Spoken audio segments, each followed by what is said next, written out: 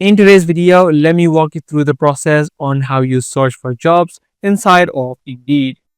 If you're looking for a job on the platform of Indeed, you just need to either add in your job title, keyword, or the company that you want to work for. This way, you can find tons of job opportunities that are within your reach. Now, as I said, there are three options that you can do.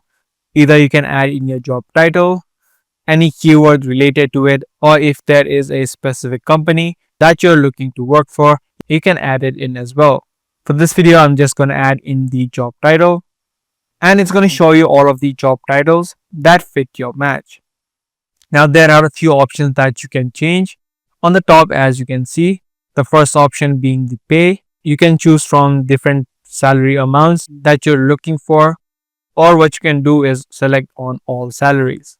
Similar to this, there are other options that you can sort from so that you can find the jobs that are according to your match.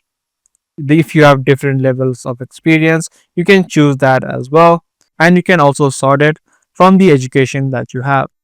This way you can scan through all of the jobs that are available and take a look at the one that perfectly match.